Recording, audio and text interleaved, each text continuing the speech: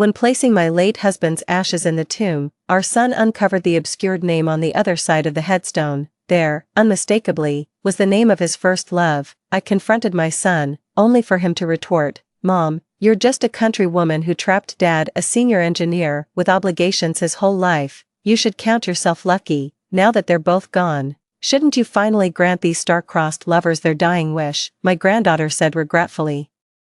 "Though Grandpa and Grandma Jean couldn't share a bed in life, we've at least reunited them in death. It's the final tribute we could pay to their undying love." I literally died of rage right before the tombstone. When I opened my eyes again, I'd returned to the day my husband gave my college admission letter to his childhood sweetheart, Sister Yao. Something terrible happened. Brother Wegwa fell into the water. A young girl came running in breathlessly calling for me. At that moment, I sat by the hearth, carefully examining a thin sheet of paper. "Congratulations to student Yao Hongmei for being admitted as a freshman to Harbin Institute of Technology's class of 1977. Reading these words, I burst into tears. I'd been reborn to the exact moment I received my college acceptance letter. My husband Jiang Weigua hadn't yet forced me to surrender the letter to his unattainable muse, letting her take my place at university. The young girl quickly reassured me, "Sister Yao, don't cry.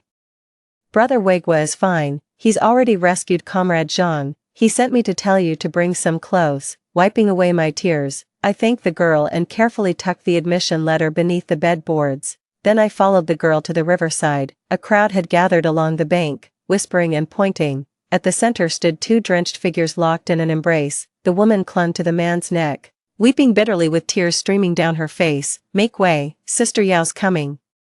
The girl's loud shout made the man turn his head, staring at the man's youthful face. I felt dazed. This was my young husband Jiang Weigua. Frowning at me, he demanded, "Didn't I tell you to bring some clothes? Why did you come empty-handed?" I looked at them and said, "What's the point of bringing dry clothes when you're both soaked to the bone?" In my past life, I obediently fetched clothes only to get scolded by Jiang Weigua for not bringing any for Zhang Wenli. Seeing me arrive, Zhang Wenli peeked out from Jiang Weigua's arms. "Sis-in-law, don't blame Weigua. He only went into the river to save me." Sob. Jiang Weigua patted her back soothingly. There. Stop crying, you're safe now. Everything's alright." Several village women turned to stare at me simultaneously. One curled her lip disapprovingly and moved to separate the couple, only to be brushed aside by Jiang Weigua. Without the slightest hesitation, he carried Zhang Wenli straight back to my house. A neighbor pulled me aside and whispered urgently, "Hongmei, don't be naive. How could you let Weigua carry that educated youth Zhang? There's always been something fishy between them. If that vixen steals him away, you'll regret it till your dying day." Steal him? Jiang Weigua pined for Zhang Wenli his entire life. He even demanded to be buried beside her. Who wouldn't be moved by such profound affection? I went back to cooking in the kitchen. In the previous life, it was their drowning incident that ruined Zhang Wenli's reputation. My mother-in-law and Jiang Weigua forced me to give my admission letter to Zhang Wenli. They went to university together, landed prestigious jobs after graduation, lived glamorous lives, and eventually achieved fame and success as respected intellectuals and engineers. As for me, I'm just a mud-stained peasant woman, struggling day and night in the fields with my children and mother-in-law, barely earning measly work points. Just trying to feed a family of 4, no, make that 5, since there's Zhang Wenli too. "Hongmei, where are you?" Jiang Weigua shouted frantically through the house. "Come help Wenli change her clothes, she's freezing." Jiang Weigua's words ignited a fire in my chest. I stormed into the room and shouted, "What is she? Helpless, a grown woman needing me to dress her." Jiang Weigua looked startled and confused. "Why make such a fuss over nothing, Hongmei? When did you become so petty?" I sneered. "If you're so generous, why don't you go dress her yourself?" Veins bulged on Jiang Weigua's forehead as he exploded. "Yao Hongmei, stop this nonsense. Wenli and I are completely innocent. We're married with children. How can you still doubt us like this?" Zhang Wenli sobbed hysterically in her room. "I can't go on living. How could you say such things about us, sister-in-law? After what's happened, I'd rather die." With red-rimmed eyes, she rushed out crying, "Weigua, I'm sorry for ruining your reputation. I never should have jumped in the river to save you. My reputation's destroyed. There's no way out for me now. Weigua, promise me you'll live well and fulfill the dreams we couldn't achieve together." As she tried to bolt outside, Jiang Weigua grabbed her in a tight embrace. Jiang Weigua then turned and shouted at me, "Yao Hongmei, must you be as vicious as those shrews? Will you only be satisfied when you've driven someone to their death? I rolled my eyes exasperatedly. What's wrong with me? Not changing her clothes means I'm trying to kill her now. Jiang Weigua, stop putting words in my mouth. Watching this tragic lovebird act unfold left me completely unfazed. In my past life, I fussed over Zhang Wenli, changed her clothes, made ginger tea, yet she never appreciated my kindness and still forced me to surrender my college admission letter. Zhang Wenli sobbed even harder, thrashing violently in Jiang Weigua's arms. What's wrong? Why are you crying? My mother-in-law came home holding our 3-year-old son's hand, glaring at the pair. Weigua, I heard you jumped into the river. Why were you holding Comrade Zhang? Let go of her this instant. I saw them exchange glances before Jiang Weigua hastily released Zhang Wenli. Mom, I accidentally fell in the river. If Wenli hadn't saved me, I wouldn't be standing here now. I scoffed. Weigua, make up your mind. Did you save Comrade Zhang or did she save you? By the riverbank she claimed you rescued her. Now suddenly she's your savior. Are you two putting on some kind of soap opera for me? Jiang Weigua's face froze before he snapped angrily. Hongmei, why are you being so sarcastic all day? Don't you trust me anymore? When we got married, I told you, you need to be more broad-minded. My face darkened. Jiang Weigua, how much more magnanimous do you expect me to be? 50 years. I've devoted 50 whole years of my life to this family. I worked to put him through school, cared for his mother, bore his children, yet after death, he chose to be buried with another woman, even telling our children his true love belonged to someone else. Bitter resentment nearly erupted from my chest. Clenching my teeth, I turned and stormed into the kitchen. Jiang Weigua watched my retreating figure and barked another order. Hongmei, make some ginger tea, put extra brown sugar in Wenli's bowl. Out of habit, I began searching for ginger as soon as he spoke. Only after tossing it into the pot did it hit me. Why was I still obeying him in this second chance at life? A wry laugh escaped me. 50 years of jumping at his commands, of anticipating his every need, it had become second nature, etched into my bones. I had just finished brewing ginger tea and set it on the table when Zhang Wenli emerged wearing fresh clothes. Seeing her outfit, I snapped. Zhang Wenli, that's my Chinese New Year dress. Who said you could wear it? Jiang Weigua retorted defensively. I gave it to her. It's the only new outfit we have. Wenli needed decent clothes. Your rags are practically falling apart.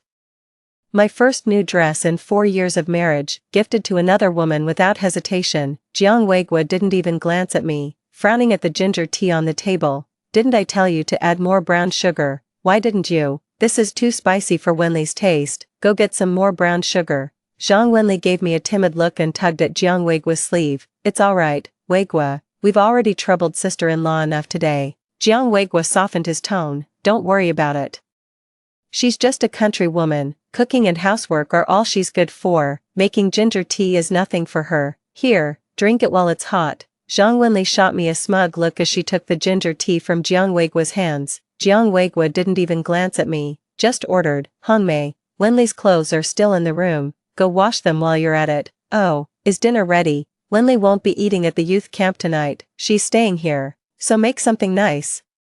She saved my life. You'd better show your gratitude. The two of them sat down at the table as if nobody else existed, fueling the rage boiling inside me. How blind and foolish I'd been in my past life not to see the affection between them. I stormed over, lifted the table, and flipped it over. Eat. I'll give you something to eat. Eat shit. The table overturned with dishes shattering everywhere, leaving both of them staring at me in disbelief. My mother-in-law and son came rushing out of the bedroom, their faces filled with alarm. Jiang Weigua immediately stood up and came to my side, wrapping his arm around my shoulder as he asked gently, Hongmei, what's really bothering you? You've been acting strange all day. I was going to ask you about it tonight. Did something happen with Mom or your brother? Whatever it is, you can tell me. Here we go again, always the same story. He was always the first to show concern and comfort me whenever I was on the verge of emotional breakdown, making me mistakenly believe I held importance in his heart. That's how he managed to deceive me for a full 50 years. I pushed Jiang Weigua's hand away and said coldly, nothing's wrong. I just can't stand seeing you two sitting together. Jiang Weigua sighed and pulled me closer. How did I just realize you're such a jealous little thing? The moment he spoke, silence fell over the room. I raised an eyebrow at Zhang Wenli, thoroughly satisfied to see her face turn ashen. My mother-in-law snapped impatiently, enough, you two, we've got company. Can't you behave? The boy giggled teasingly. You, Mommy still wants daddy to carry her. How embarrassing. I went straight to the bedroom and threw Zhang Wenli's dirty laundry out, blushing with a mix of shyness and embarrassment. Zhang Wenli glanced at Jiang Weiguo before finally gathering the dirty clothes and leaving. That night, I quietly took out my admission letter to look at it while faintly hearing my mother-in-law talking with Jiang Weiguo. Weiguo, your wife's temper is getting worse by the day. She dares to flip tables even with you still at home. Heaven knows how she'll bully this old woman when you're away at school. A chill ran down my spine. In my past life, I was deeply grateful for the Jiang family's kindness toward mine, after joining the household, no matter how busy things got. I rarely let mother-in-law lift a finger. Her only duty was looking after our son. For 3 years, my mother-in-law hasn't washed a single diaper for her own grandson, yet in her eyes, I'm still the wicked daughter-in-law. I heard Jiang Weiguo say, Mom, Hongmei isn't like that. She's just having a bad day, don't take it to heart, I'll talk to her. Surely you know what kind of person she's been to our family all these years, and with me about to start college. We're counting on her to figure out my tuition. His mother snapped back. Supporting a college student should be an honor for the Yao family. If not for marrying our son, weeds would be growing 3 feet tall on all 3 of their graves by now. I pushed open the door and glared at them coldly. Jiang Weiguo looked guilty, while my mother-in-law shot me a defiant glare. Suddenly, my chest tightened unbearably. Dark spots danced before my eyes as nausea and dizziness overwhelmed me. Then everything went black. When I came to, Jiang Weiguo, my mother-in-law, and my own mother were gathered around my bed, beaming at me. I looked up puzzled as Jiang Weiguo exclaimed joyfully, No wonder you've been so temperamental. You're pregnant. My mother chuckled. I raised this girl. Of course I know her nature. She's the most obedient soul. Arguing with you, the moment you raise your voice, she'd be terrified.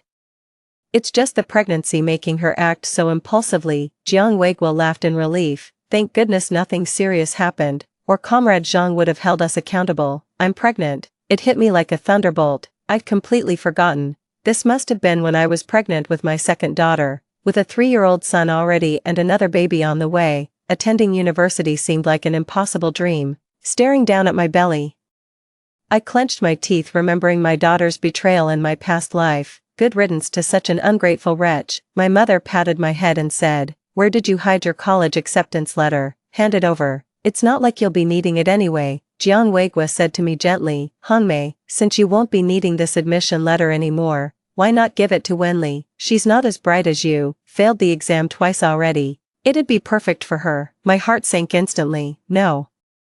I refuse, I snapped. If you dare give that letter to her, I'll divorce you. The moment those words left my mouth, Mother slapped me across the face, jabbing her finger at my forehead. She screeched, You insolent brat, how dare you speak like that? This is all Weiguo spoiling you rotten. Don't think carrying his child makes you untouchable. Tears welling in my eyes, I shouted defiantly, Why shouldn't I go to school?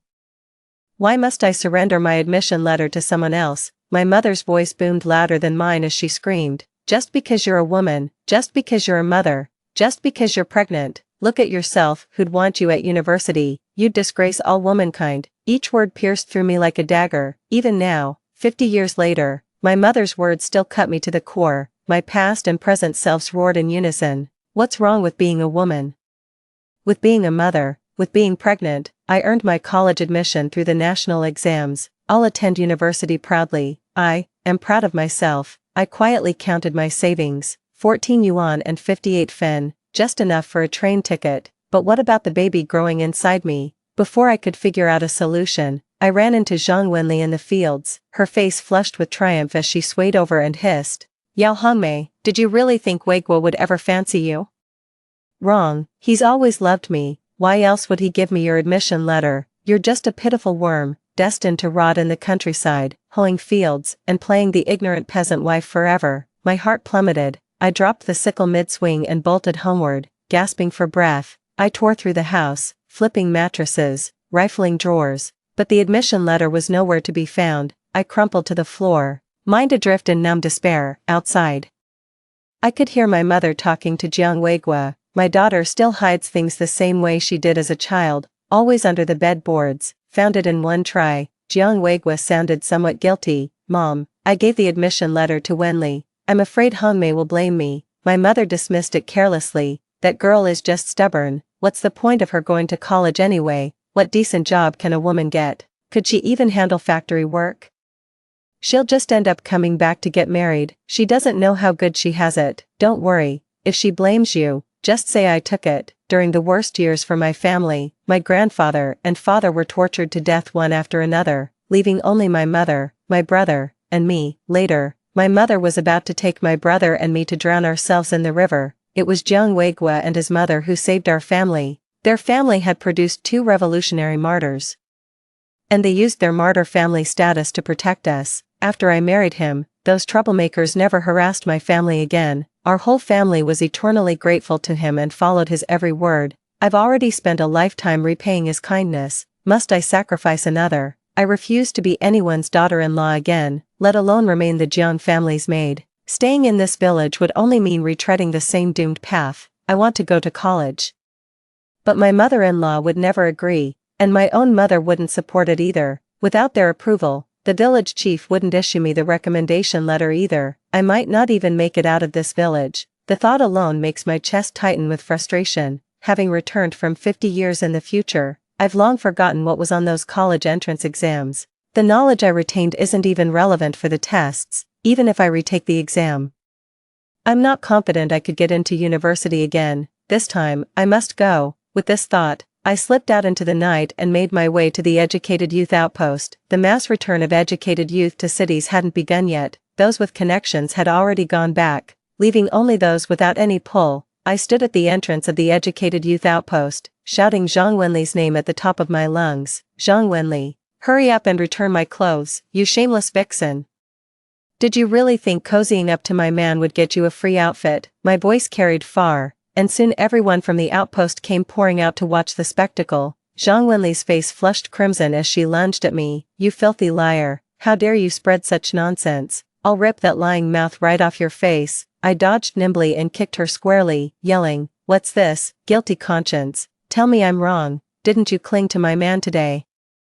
Aren't you wearing my brand new dress right now? Lu Jiqing, Zhang Wenli's close friend, glared at me furiously. Yao Hongmei, you ungrateful wretch. If Wenli hadn't saved your husband, you'd be wearing mourning clothes by now. I planted my hands on my hips and spat. Pa, my man can swim just fine. Since when did he need rescuing? She was just trying to take advantage of him and con me out of my clothes. Zhang Wenli, give me back my dress this instant.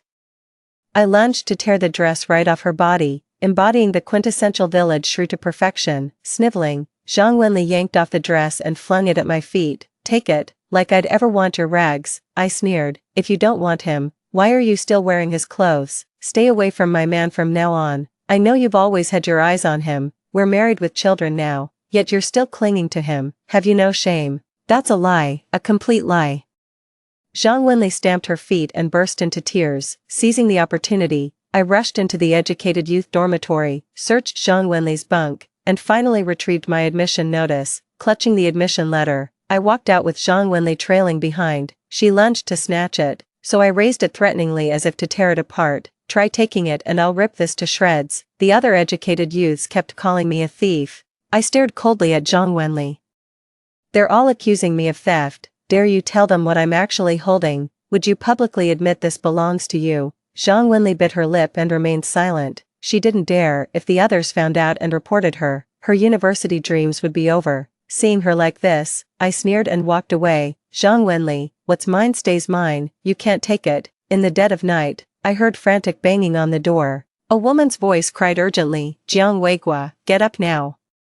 Zhang Wenli jumped into the river. Jiang Weigua bolted upright and dashed out barefoot. Startled, I slowly lay back down and shut the bedroom door properly. We've got a tough battle ahead tomorrow. Before sunrise, the house was already filled with commotion. Jiang Weigua pounded on the door. Yao Hongmei, what exactly did you say to educated youth Zhang last night? Why would you drive her to suicide? Yawning, I retorted, she's still alive. Isn't she? Why are you yelling at me?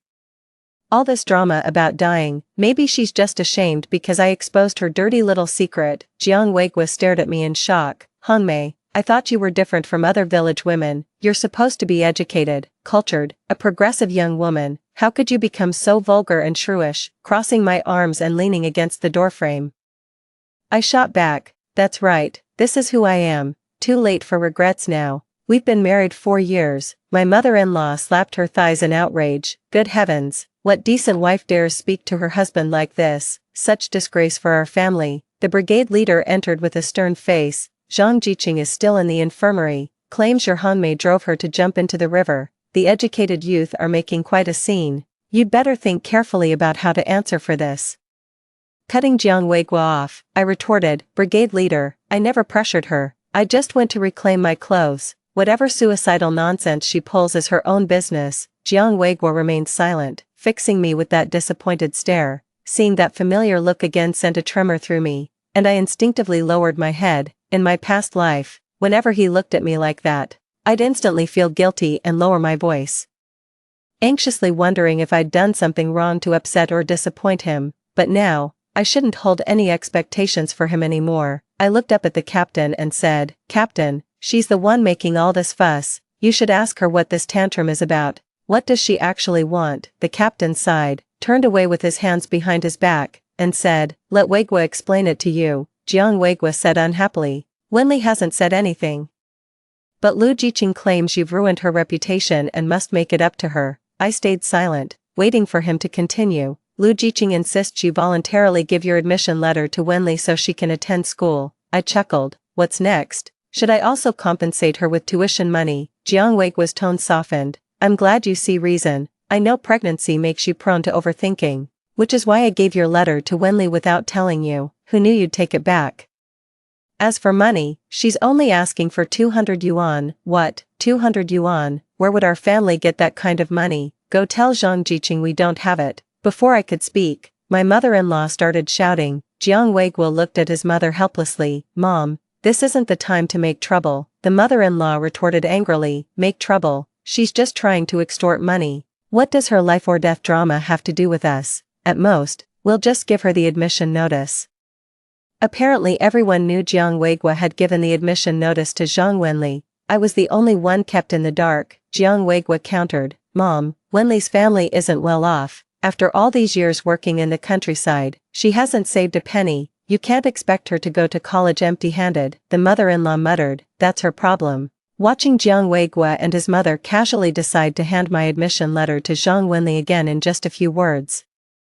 They knew perfectly well I objected, even snatched the letter back, yet never bothered to ask my opinion. I just felt this inexplicable pang of sorrow. In my past life, was I also like this, never receiving any respect at home? I pushed past them and stormed out. I refuse. Why should she get my admission letter? I'm going to ask her. Does she even have the shame to enroll with my letter? Just as I reached the door, Jiang Weiguo yanked me back and hissed, Yao Hongmei.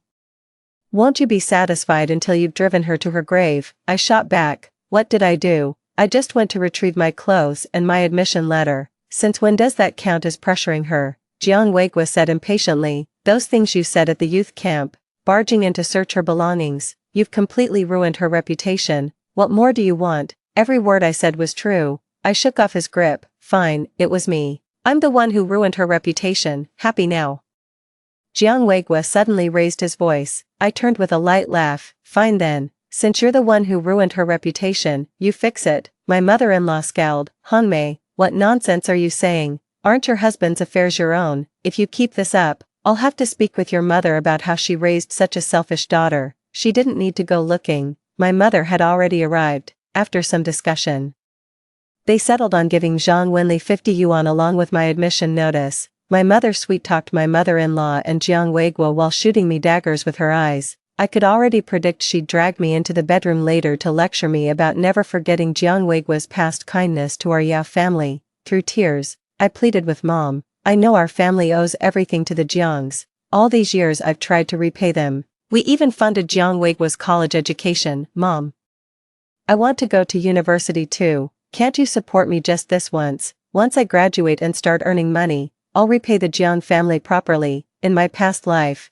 I was utterly dependent on others, so helpless that I couldn't even afford medical care when my mother fell ill, forced to watch her suffer. This time around, I'm determined to protect my loved ones with my own strength. My mother slapped me across the face and stormed out in fury. Jiang Weiguo entered with a bowl of brown sugar water, hesitating before saying, Hanmei, I've always admired your academic brilliance, but with our baby on the way, shouldn't you prioritize their well-being? And our 3-year-old son, how can you bear to leave him behind for school? My toddler came waddling in with his little legs outstretched, reaching for me. Mommy, up. Seeing the innocent confusion in his eyes, he wasn't yet the ungrateful wretch he'd become 50 years later. I shouldn't resent him. Scooping up the child, I told Jiang Weigua firmly, Weigua, no matter what, I'm going back to school. Jiang Weigua snapped, when you took those exams, you swore it was just for practice. You promised you wouldn't actually go to college. How can you break your word like this? I pressed my lips together and remained silent. Jiang Weigua. You're the last person who has any right to criticize me. After a long silence, Jiang Weigua came over and embraced me. Hongmei, I'd give in to you on anything else, but not this. We're married now. How would it look if we both went off to school, leaving my mother and child behind? What would the villagers say? Be good and listen to me. After I graduate and get assigned a job, I'll bring you to live in the city. Hongmei, I know you wouldn't put me in a difficult position, would you?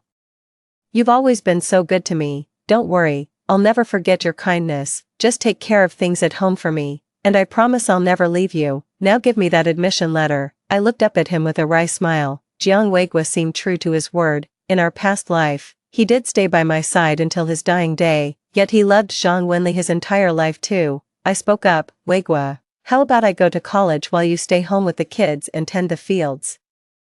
Jiang Weigua's face darkened abruptly. Absolutely not. What's a woman doing going to school? Seeing me stare at him unblinkingly, he pleaded earnestly, Hongmei, look around, isn't it always the men who go to school while women stay home? How would it look having me babysit while you're out? A woman's place is in the household. I sneered. If women shouldn't attend college, why did you give my admission letter to Zhang Wenli? Jiang Weigua's face flushed alternately pale and red. Rendered speechless, Jiang Weigua reached out toward me. Hongmei, I've said everything I could, kind words and harsh ones alike. Why are you being so stubborn? Just hand over the admission letter already. Can you stop making a scene? I looked at Jiang Weigua coolly. Either let me go to school, or we get divorced. You've got two options. Jiang Weigua gasped in shock. Yao Hongmei, have you lost your mind? We're perfectly fine. Why would you bring up divorce? Divorce, let's get divorced. Our son suddenly appeared from nowhere, running up to Zhang Wenli and clinging tightly to her leg. I want Auntie Zhang to be my mom. A chill ran down my spine as I clenched my fists. My gaze fell upon my son. His eyes were no longer the clear, innocent pools I knew, but clouded with unspoken complexities. Had my son been reborn? Clutching Zhang Wenli, he insisted, Dad, I want Mommy Zhang. I only want Mommy Zhang. Jiang Weigua quickly pulled him over. Flushing crimson as he apologized to Zhang Wenli, I'm so sorry, he's just a kid babbling nonsense. Please don't take it to heart. Zhang Wenli stared at the father and son, her ears burning red. Their love-struck gazes made me feel like an outsider. Seeing the detached look in my son's eyes, I wondered, could Jiang Weigua be reborn? If he were reborn too, what choice would he make? I never got to see Jiang Weigua's rebirth, but I did witness the educated youth coming to give him trouble. They accused him of taking advantage of Zhang Wenli and demanded he take responsibility. Lu, one of the educated youth, declared indignantly, we came to the countryside to help rural communities build better homes, yet you locals bully us educated youth. We'll report this. The educated youth office will see justice done. Turns out Jiang Weigua and Zhang Wenli were seen embracing each other behind the hills. Afterwards, Zhang Wenli kept sobbing nonstop, making the educated youth think Jiang had taken advantage of her. Combined with my verbal abuse towards Zhang Wenli days earlier, everyone assumed Jiang still had improper intentions toward her. That's how this whole mess ended up at our doorstep. I asked Lu the educated youth calmly, Jiang Weigua is already married, what kind of responsibility do you expect him to take? Should he marry Zhang Wenli? The educated youths exchanged uneasy glances. Lu cleared his throat. Wenli says it was a misunderstanding. We don't want to push too hard, just have your family pay 2,000 yuan as compensation and apology to Wenli. No, even if we had the money, we wouldn't give it. I flatly refused. Lu flew into a rage. If you're so stingy with money, we'll report this to the police. Jiang Weigua's indecent behavior could get him shot. I spread my hands helplessly. No money anyway. Go ahead and report me to the police if that's what you want. Jiang Weigua looked at me with anguish. Hongmei, you've got ice in your veins. You're practically signing my death warrant. I deliberately whispered to him, they'd never go to the police. Zhang Wenli adores you, she'd never send you to your doom. Lu Jiqing stomped his foot angrily when he saw I wouldn't budge. we're reporting this to the police right now. Don't say I didn't warn you." Before she could step out, her mother-in-law came rushing over shouting, "No, you can't go."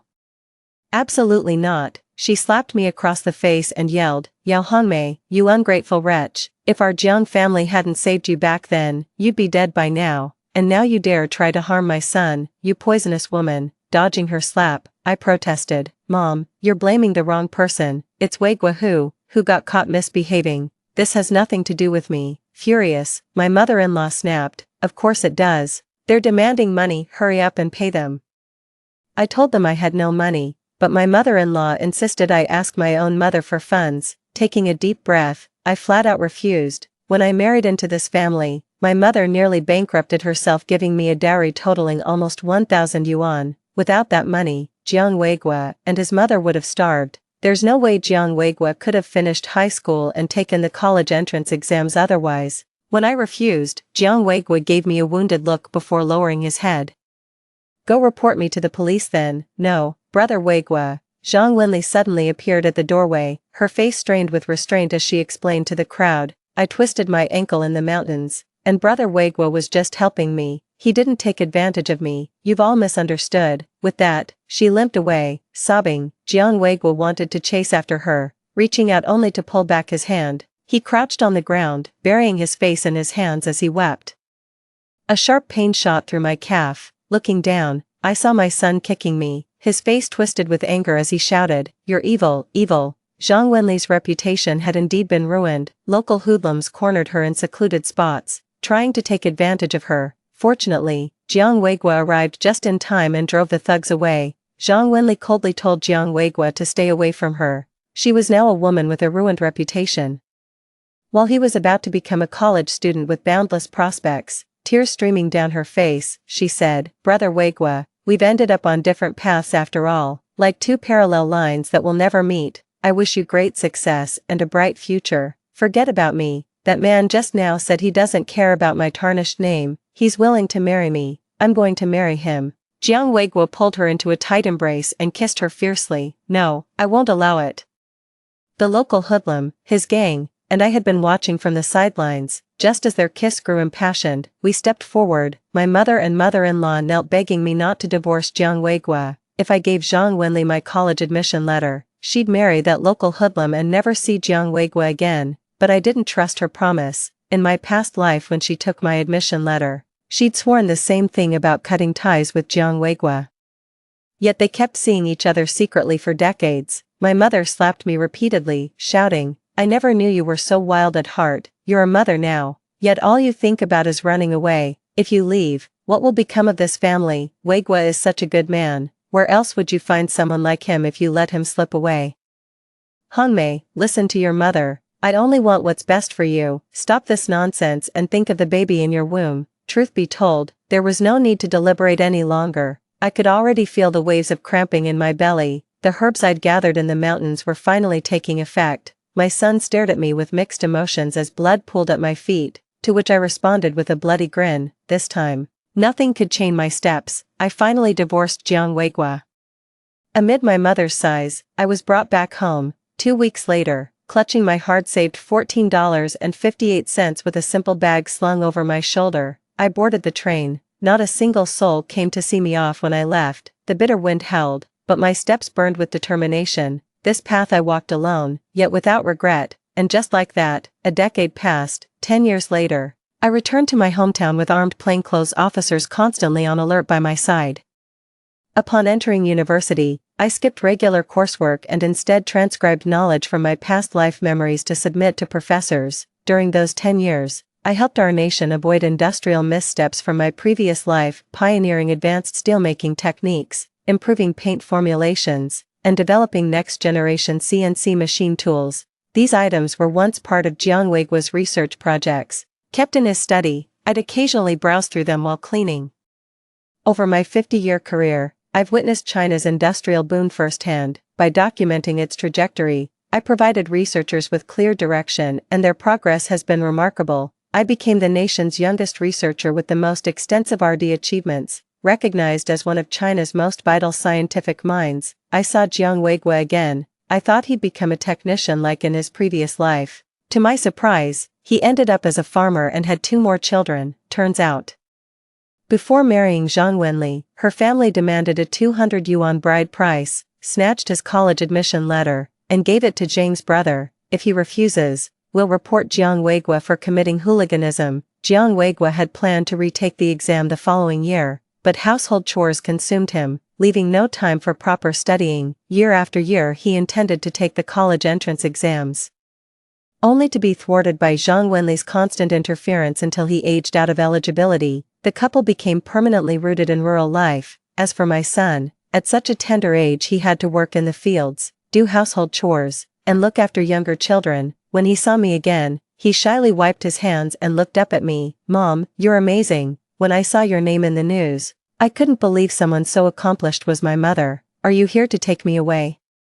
"I'm all packed, we can leave right now." I shook my head. "I've got too much on my plate to care for a child. Besides, staying here lets you witness your father's beautiful romantic love story firsthand." His face fell with disappointment. "Mom, you've seen how I'm living now. I can't take it anymore. Please take me with you. All these years, I've been waiting for you to come get me." I replied with a smile. "You made this choice yourself." My son roared indignantly. "Mom, you've been reborn too, haven't you? How could you be so selfish? You stole Dad's chance." I let out a cold laugh and ignored him. Jiang Weigua stood before me just as timidly. "Hongmei, you're back. Would you like to come inside?" I shook my head and turned him down. A decade had washed away all my resentment toward him from past lives. I turned around and kept walking forward. Behind me echoed the sounds of Zhang Wenli fighting with him. I came home, pushed open the door, and said to my gray-haired mother, "Mom, I'm back. I've been doing really well all these years. See, I didn't get married, but I've accomplished so much." With tears in her eyes, my mother said to me, "I'm sorry, I almost ruined your life back then." I hugged her and replied, "It's okay, you only wanted what was best for me, but in your mind, you truly believed that having a husband to depend on was a woman's ultimate happiness. Look,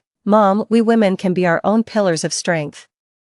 The meaning of my rebirth isn't to make those who failed me regret, but to become the best version of myself." Story 2. Her husband, a military doctor, took his sickly sister-in-law with him. This was because the rural conditions were poor, and he was afraid she would suffer. When I had a difficult childbirth and high fever, he refused to return, citing that his sister-in-law had a more severe cold, leaving me with lifelong health issues. After the child was born, who was sickly, I begged him to bring back some medicine, but he coldly replied, "My brother's child needs it more. You and your child can bear with it." I waited until he came home, thinking life would finally stabilize, but instead, I heard, "Let's get a divorce. My sister-in-law's child is being called a bastard at school. He can't continue without a proper status." I was literally infuriated to death. I opened my eyes again. Back to the day of my difficult labor. This time, I found a doctor in advance, had a smooth delivery, and immediately drafted the divorce agreement. This time, I will make him and my sister-in-law pay the price. Chapter 1. Just after giving birth, I rushed to the unit where Xie Zhengwo was stationed without even taking my postpartum rest. When I arrived at the gate, they warmly welcomed me upon hearing I was looking for Xie Zhengwo, and a young soldier nearby teased, "Dr. Xie, who is this? Could she be one of your admirers? I never expected you and sister-in-law to be so happy, and yet here's a girl willing to travel 1,000 miles to find you." I pushed the door open, intending to greet Xie Zhengwo. To my surprise, his face immediately darkened as soon as he saw me, because his sister-in-law Qin Mei was lying naked beneath him, and Xie Zhengwo's hands, which were giving her a massage, were still resting on her back. The little soldier next to them, who was already used to such scenes, smiled and closed the door for us. Qin Mei heard my voice and quickly clutched her clothes, looking up at me. "Chuanwan, why are you here?" As soon as these words were spoken, we looked at each other's faces and both froze. Qin Mei is 6 years older than me, but now her skin is flawless, with not a single wrinkle on her face. Just after giving birth, I was physically weak, and there was still a lingering smell of blood and milk on me. Seeing this, Xie Zhengwo hurriedly grabbed a piece of clothing and carefully put it on Qin Mei. As he dressed her, he looked visibly displeased. "Song Chuanwan, why are you here? Don't you know how strict the military is? You can't just come whenever you want." I furrowed my brow and coldly stared at him. "Your sister-in-law can settle here, so why can't I, as your wife? Or are you trying to hide the fact that we're married?" hoping they'll assume you and your sister-in-law are the couple. It was only then that Qin Mei realized, stepped forward, leaning slightly aggrieved against Xie Zhangwo's side. Chuanwan, what are you talking about? We're doing this here to avoid gossip. That's why we let them call us that. Zhangwo and I are completely innocent. There's nothing between us. I coldly glanced at them. Xie Zhangwo turned his head away, avoiding my gaze. There was another knock at the door. A chubby little boy rushed in and grabbed Xie Zhangwo's arm. Dad, when are you going to transfer me to your household registration? Everyone says that if our household registrations aren't together, we're not a family, but you're clearly my dad. Xie Zhangwo's face changed instantly when he heard the word dad. He quickly gave Qin Mei a meaningful look, and Qin Mei hurriedly took the child away. I watched the child's tender back, then turned to Xie Zhangwo, whose eyes began to show panic.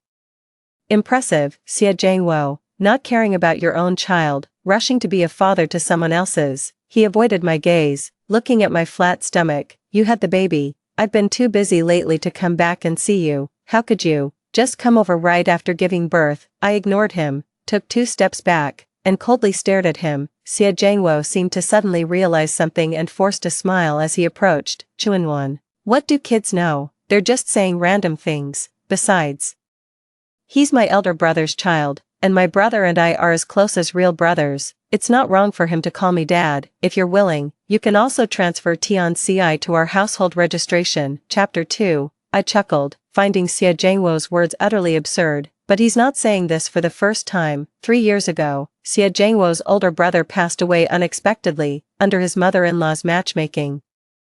It was only natural for him to take on the heavy burden of supporting his sister-in-law and nephew. Initially, he only occasionally helped out with their care. Little did I know that the more I helped, the closer we became, to the point where I almost treated my sister-in-law as my own wife. It wasn't until 2 years ago that Xie Zhangwo was assigned to join the military. I had thought Xie Zhangwo would take me with him, but he said Qin Mei was in poor health and needed his care.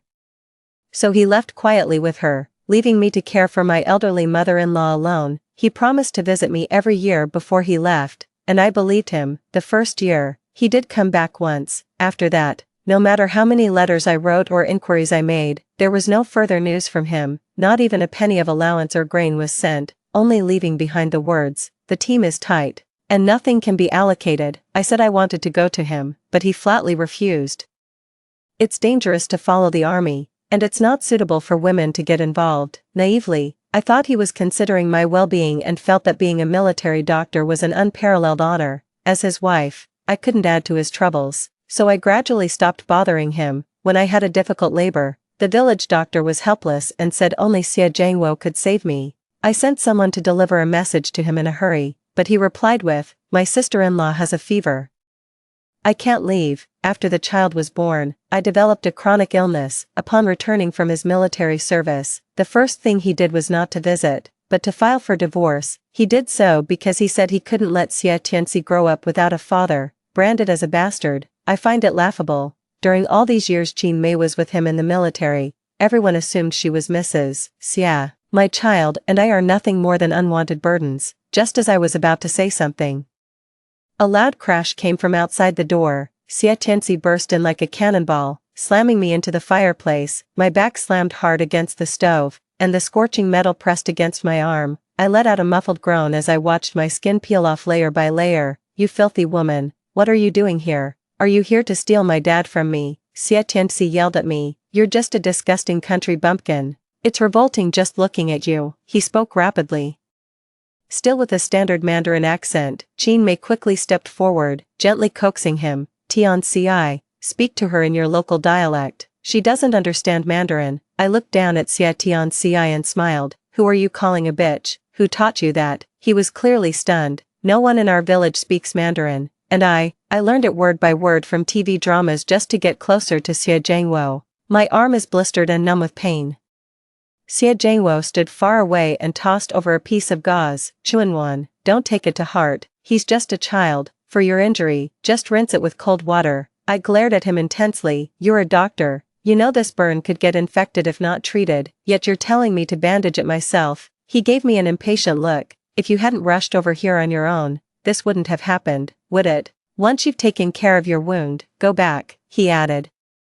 Without even stepping closer, I stared at him in shock. my throat feeling as if it were blocked, unable to make a sound. I never imagined that in his eyes, I was such an unnecessary presence, but I don't plan to go back. Chapter 3, Xie Zhengwo heard this, his voice restrained with displeasure. Song Chuanwan, you can't stay here. Didn't I tell you already? It's dangerous here. This isn't a place for a woman like you. Go back tomorrow and stay home, waiting for me to return. I looked at him, and my eyes instantly welled up with tears. I got injured giving birth and fell ill, so I can't work in the fields. We don't have grain coupons at home. The baby has no milk to eat, and my body is about to give out. What do you want me to go back for? To wait for death? Xie Zhengwo frowned and looked at me with disgust. I sent you a bunch of medicine during the flu season. How did you get sick? I sent the grain and cloth coupons back on time. What are you pretending to be pitiful for now? I laughed. Tears streamed down my face as I laughed. I glared at him, my eyes wide open. Xie Zhengwo, you never sent me those things, even when I was pregnant, running a high fever, and nearly fainted, and wrote you so many letters. You never came back once. Do you know what I ate throughout my entire pregnancy? Xie Zhengwo frowned, his tone skeptical. How is that possible? I clearly. He paused mid-sentence, as if suddenly realizing something, and turned to look at Qin Mei. With disbelief, he walked over to her and whispered a few words. Shortly after, Xie Tianxi's voice came from inside the room. Dad, why are you helping outsiders bully Mom? Those things belong to the three of us. Why give them to outsiders? Xie Zhengwo was busy calming Xie Tianxi down, and it took a while before he came out, his tone becoming stiff. Chuanwan, Tian tore those letters. I didn't know. He's still young, and I didn't notice either. The thing I was supposed to send you earlier, maybe my sister-in-law just forgot for a moment. I just find it laughable. So you never questioned why I haven't had any news. You never even bothered to ask. Xie Zhengwo frowned,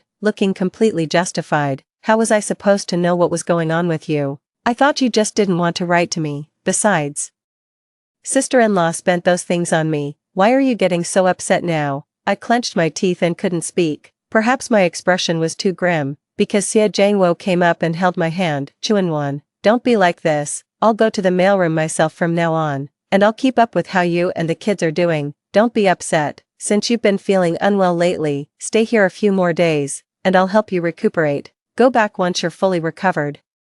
The kids need you too. I snorted coldly, not wanting to engage with him at all, and turned to enter the house. Xie Zhengwo followed closely behind. With no one else in the room, his eyes suddenly grew fervent, and he sat down by my bed, whispering, Chuanwan, I've missed you so much. With that, he eagerly kissed me. The next moment, a loud knocking came from outside the door. Xie Tianxi sat at the door, his arm clearly showing a large, swollen burn. Qin Mei stood there in panic, at a loss for what to do. She was crying so hard she could barely catch her breath. I don't know what happened. The kettle wasn't supposed to be there. It might be that Chuanwan bumped into it while pouring water earlier, moved the kettle, and Tianxi didn't know, so he ran into it. Xie Tianxi was crying and pointing at me, yelling curses. It's all this bitch. If it weren't for her, I wouldn't have been scalded. Dad, I don't want her staying here. You have to kick her out. Chapter 4.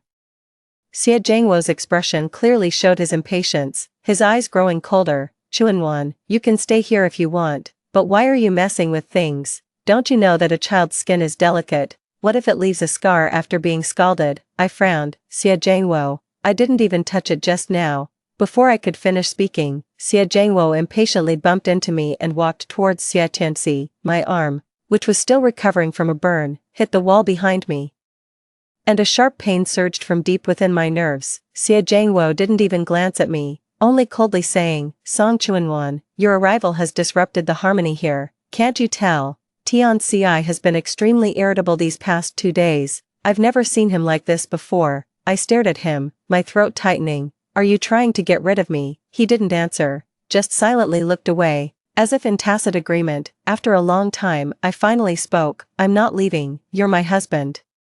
It shouldn't be me who leaves. When Xie Zhengwo heard this, he sighed irritably and dragged me out the door. My arm was still bleeding, but he didn't even glance at it, just roughly stuffed a few grain coupons into my bag. Get out of here. Don't stand in our way. Hearing this, I felt a tightness in my chest and my breathing became erratic. When I turned my head again, I saw him squatting beside Xie Tianxi, tending to his wounds. It wasn't that he didn't know how to be kind to people. It was that he simply didn't want to be kind to me. Just a moment ago, when bandaging Xie Tianxi, his technique was skillful and meticulous, but with me, he wouldn't even move a piece of gauze closer. The crowd grew larger, their eyes filled with disdain. The sound of Xie Tianxi's crying continued to come from inside the room, mixed with Xie Zhengwo's soft words of comfort to Qin Mei. Some people in the crowd were whispering, "Could this be the mistress?" Exactly, I always thought Dr.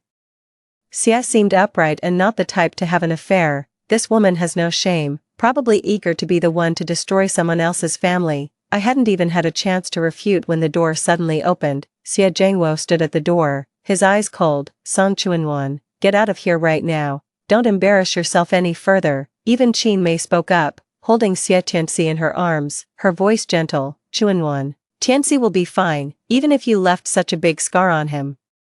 He won't blame you." The surrounding noises grew increasingly chaotic, but I suddenly became quiet. I looked up at Qin Mei, slowly curling the corners of my mouth into a smile. Then, I knelt down step by step, sobbing uncontrollably. "Sister-in-law, Tianxi is your and brother's child. Rest assured, I will take good care of them and treat them as my own sons." I looked up at her, tears in my eyes, my tone carrying a sarcastic plea. "Please, give my husband back to me." Okay, Chapter 5.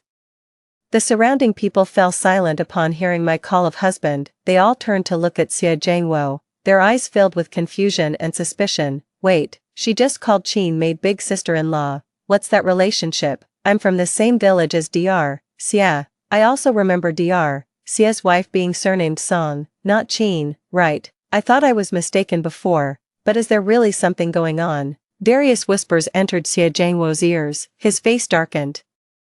And with a sudden push, he shoved the crowd aside and forcibly pulled me up from the ground. I struggled against him, and my freshly burned arm was exposed as I tried to break free. The arm was torn open, causing everyone to gasp in shock. Good heavens, is that arm almost completely ruined? What happened here? Could it be that Qin Mei was jealous and hurt her? Xie Zhengwo couldn't pull me away, so he whispered in my ear, "Chuanwan, let's talk inside, let's not make a scene out here." I shook my head desperately, my voice choked with emotion. "Jiangua, stop yelling at me and hitting me, please." I agree to add Tianxi to my household registration. Isn't that enough? Back then, you said Qin Mei was in poor health and insisted on taking her to the military, but now, she doesn't look like a sick person at all. She's much healthier than me. Please, don't divorce me, don't abandon our children." As soon as my voice rang out, everyone around instantly understood the whole situation. Several young soldiers, their faces ashen, stepped forward. "Dr. Xie, we've always said you were a good man, but we never expected you to do something like this. How could you bring your sister-in-law to join the army? Everyone knows only married couples can apply for army accompaniment." Qin Mei couldn't help but step forward, her face pale. "It's not like that. Jiangua and I are innocent, we didn't do anything." Xie Jiangua also got anxious. "Don't get the wrong idea, my older brother passed away, so it's only right that I take care of my sister-in-law." The crowd no longer looked as if they believed him. "Humph, even if you're taking care of her, can't you do it in a more appropriate way? A widow joining the army, does that sound right? In our village, the gossip alone could drown her. Dr. Xie gets so many grain coupons every month, claiming they're for his mother's respect, but he doesn't send a single one back, leaving his wife and kids at home eating coarse grains." I watched them go from suspicion to clarity one by one, and finally couldn't hold back my tears. "Xie Zhengwo, then tell me, if it's not because you're selfish, why have you never cared about our family? On the day the child was born, they had a high fever, and when I came to ask for medicine, you said Xie Tianxi's health was more important. Do you know how your mother has treated me all these years? She wouldn't even feed me. I didn't gain a single pound during my pregnancy, but I lost 10. Who would have thought I'm actually 6 years younger than my sister-in-law?" The crowd erupted, and all eyes turned to Xie Zhengwo's face. "Oh my god. I thought this woman was older than Qin Mei, but she's actually younger. Her complexion and physique are completely worn out, her child almost died, and Xie Zhengwo is still here flirting around." The composure in Xie Zhengwo's eyes finally begins to crumble. He whispered my name, stepped forward, and gently held my trembling hand. "I'm sorry, Chuanwan, I didn't know. I really didn't know. I swear, after this mission is over, I will definitely come home and give you and the child a better life." I turned my face away, not wanting to look at him. At that moment, the minister strode over with several officers. He saw me kneeling on the ground, covered in wounds, and his expression changed abruptly. What's going on here? How did it come to this? Chapter 6. Several officers whispered the details of what had just happened into his ear. And the minister frowned deeply. Xie Jiangwo, what on earth is going on? Xie Jiangwo flinched. It's nothing, minister. It's a family matter. After saying that, he hurriedly came to pull me. Spring warmth. Come, let's talk inside. The minister, however, stopped him in his tracks, frowning at him. She's injured like this, and you're still pulling her around without care. Even though you're a doctor, you're still part of the military and must follow military discipline. When you reported your military attachment, whose name did you use, Song Chuanwan or Qin Mei? Xie Jiangwo hesitated, not daring to speak. The minister merely glanced at him sideways and then spoke. If you dare to forge your identity and falsify information, you are deceiving your superiors and betraying your subordinates, and you are defiling military discipline. The minister spoke while gently guiding me behind him. Seeing my battered arm, his eyes filled with concern. Young lady, tell me, what kind of help do you need? I can stand up for you. From now on, you'll be an official family member of our unit, enjoying the best treatment. How about that? I looked at him, tears finally spilling over, but I still gently shook my head. No, I just want a divorce from Xie Jiangwo. As soon as I said this, everyone froze, their eyes all turning to me. Xie Jiangwo shoved Qin Mei away abruptly and rushed over to me. What did you say, Chuanwan? Are you crazy? You just had a baby. And now you want a divorce? Yes, I want a divorce. My voice was steady, but every word cut like a knife. All these years, you've only cared about your sister-in-law's family, never me, and never our child. I always thought you were too busy in the army. It wasn't until today that I realized you were raising someone else's child as your own son. I don't want you anymore. Even if I starve to death with our child, I don't want him to have a father like you who can't be faithful. Xie Jiangwo's face changed instantly, and he quickly stepped forward to grab my hand. Chuanwan, what are you talking about? There must be a misunderstanding, and I'm not as bad as you say. We can't get divorced. I looked him straight in the eye and asked coldly, why not? Aren't you already in a new family? What are you still clinging to me for? I pushed him away and turned to face the minister. Minister, I formally submit a divorce application, hoping for your approval. When Xie Jiangwo heard this, he panicked. He pulled me over, his face dark. Minister, I have to approve this. She can't decide on her own. The minister's face darkened, and his gaze noticeably cooled. Though not agreeing, he shook his head at me helplessly. I understood the minister's predicament and decided to stay and think of a solution. Seeing that I had softened, the minister immediately instructed someone to take good care of me. Shortly after, someone brought clean clothes and arranged a room for me, instructing me to rest well these few days.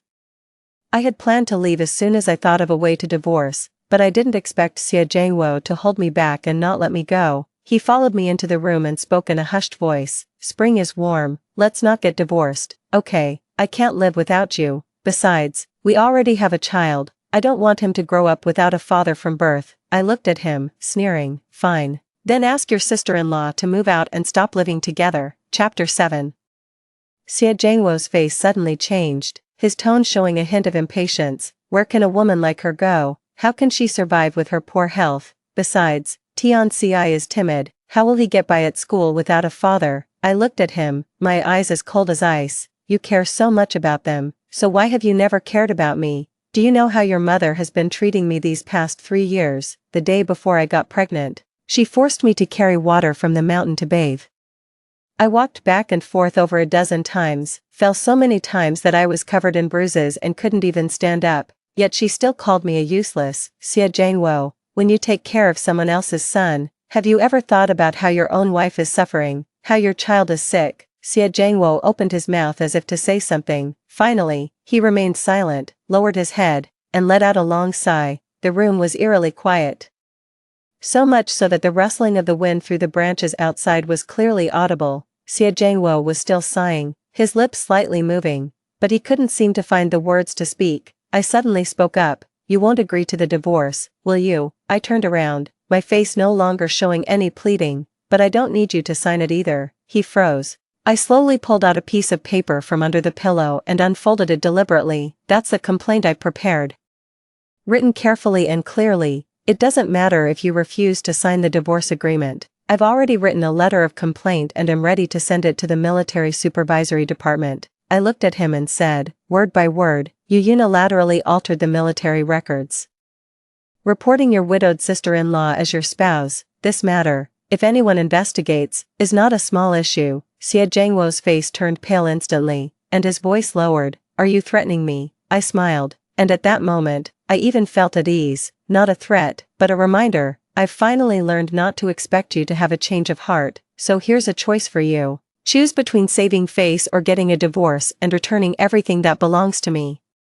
Xie Zhengwo didn't respond, just kept holding my hand and sighing. After a long while, he finally muttered, spring warmth, can you give me a month? I will definitely give you a satisfactory answer. I nodded. After all, my health is indeed not good now, and I also need Xie Zhengwo to help me recuperate. Moreover, the evidence I have in hand is enough to bring him down, so I am not afraid of any new moves he might make. I stayed in the military, and Xie Zhengwo came every day.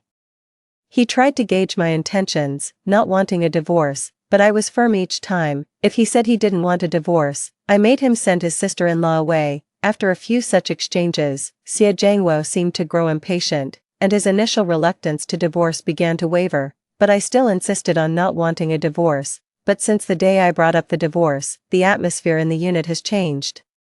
The minister personally kept me and arranged for me to work as an assistant in the medical office. They said it was taking care of the doctor's family, but I knew it was more of a clear message. But Qin Mei and Xie Zhengwo pretended not to understand and continued with their usual routine every day. I didn't bother with them, as after divorcing Xie Zhengwo, I needed to focus on my own career. So, during this time, I learned a lot of new things. I assisted with drug registration during the day and slowly organized the financial records of these years at night, even photocopied 3 copies of Xie Zhengwo's secretly altered military application form from that year, neatly sorted and placed in envelopes. When the minister came for an inspection, he casually praised me for being meticulous, then turned to Xie Zhengwo and said, your wife is truly a great help at home, you must cherish her. He forced a stiff smile on his face. While Qin Mei beside him lowered her head, her eyes betraying a hint of panic. Chapter 8. Xie Zhengwo was thrilled to see my recent divorce requests decrease, and he excitedly planned our life after the military service ended with me. Little did he know, during the day while I was helping manage the medicine inventory, a soldier ran up to me with a letter from the Beijing Garrison Command Discipline Inspection Department. I opened it and found it was an acknowledgement of receipt.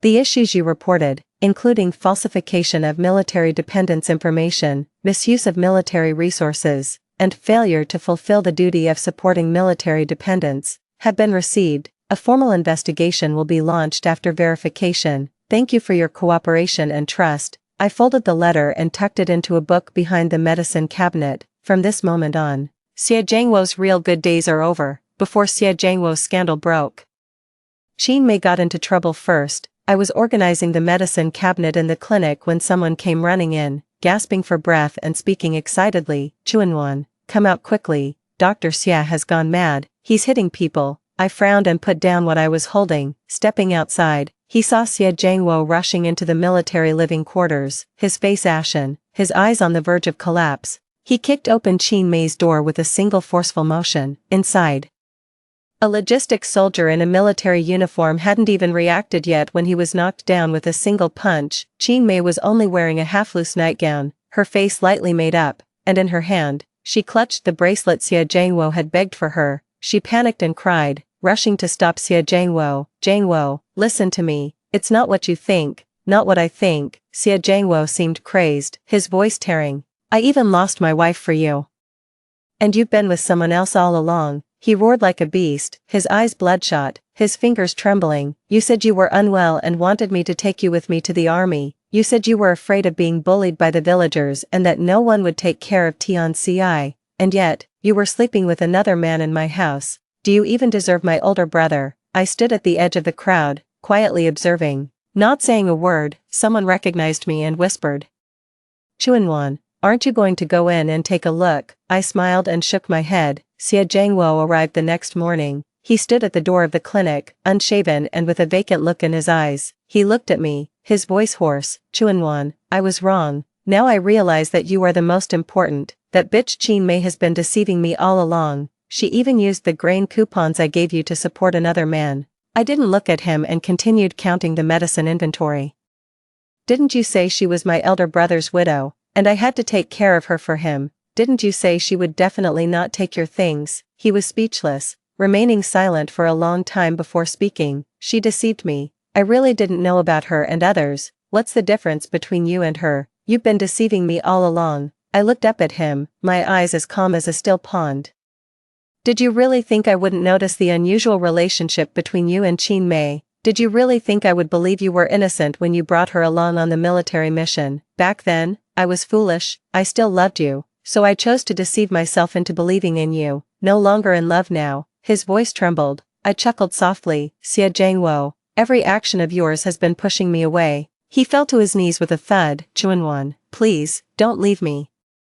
I'm willing to put the house and land under your name. All I ask is that you don't report me, don't divorce me. I looked at the disheveled man in front of me, but in my mind, I saw the scene of me falling down the mountain while heavily pregnant. I glanced down at him, my voice barely audible. I am no longer the woman you thought would forgive and rely on you. Chapter 9, less than 10 days after the complaint was submitted, the disciplinary committee issued an official document.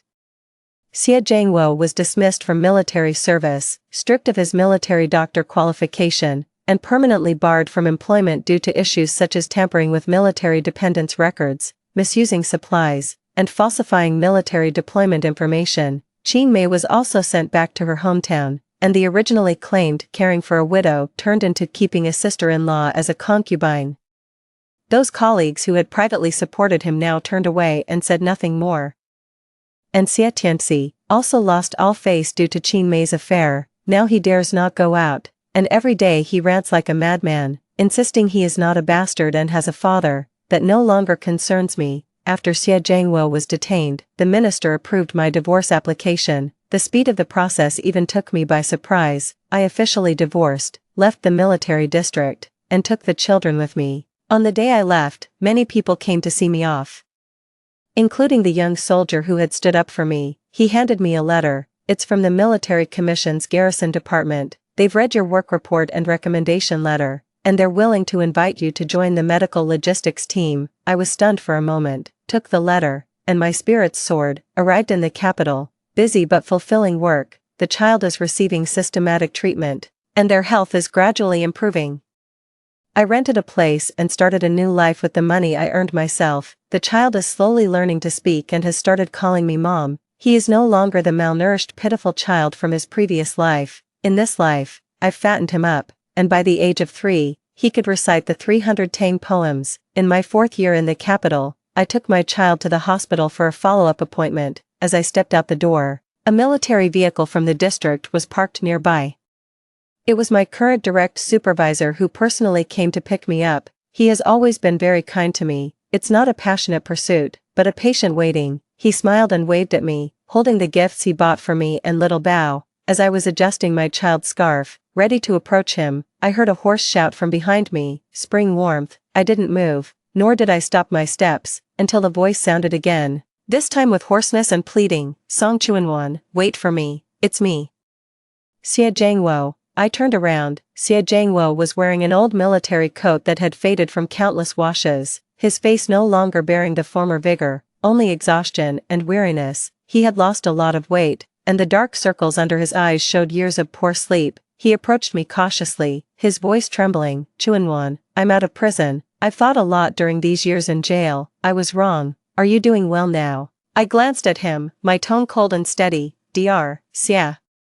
You've mistaken me for someone else. I took the child's hand and got into the car without looking back. The political commissar glanced back at him, his eyes filled with pity as he looked at me. Chuanwan, who is that? Did you kindly support a homeless man, and now he's you? Do you want me to step in and get rid of him for you? I shook my head. Don't bother with him, he's just a useless person. The car door slowly closed. In that moment, I saw Xie Zhangwo kneeling in place, his eyes bloodshot, as if he was still calling out my name, but I couldn't hear that voice anymore. I thought things would end here. To my surprise, Xie Zhangwo has been acting like a madman, waiting at the hospital where I work every day since that day. One day, just as my boss didn't show up to pick me up, I stepped out after finishing my night shift and saw Xie Jianguo standing under a plane tree across the street, wearing his old, faded military coat, his hair a mess, and carrying a lunchbox in his hand. He ran over to me, a sheepish yet ingratiating smile on his lips. "Chuanwan, I specially made your favorite sparerib soup, it's still hot, do you want to?" I didn't stop, not even glancing at him, and walked around him. He panicked, dropped his lunchbox, and rushed up to block me, spreading his arms wide. "You're not giving me even a single chance, are you? I've lost everything. I can't get into the military, and even the hospital is out of reach now. Everyone looks down on me. All I want is for you to forgive me just once." I finally stopped, slowly raising my eyes to look at him, my gaze as calm as still water. "Xie Jianguo, why should I forgive you? Do you think I should feel sorry for you just because you're in a tough spot? But have you forgotten, it was you who kicked me out the door when I was at my lowest, when I begged you not to send me away. You said Qin Mei would grow tired of me if she saw me. Now what are you pretending to be so affectionate for?" He froze, his face contorted with regret. "I was possessed back then, I was a scoundrel, I raised my hand to interrupt him. "Shut up, Xie Jianguo, I feel sick just hearing you speak. Aren't you supposed to love your sister-in-law and her son? Didn't you say Tian Ci would get bullied at school without a father? So why don't you go back to them? What? Now that you realize you're a joke, you want to drag me down with you?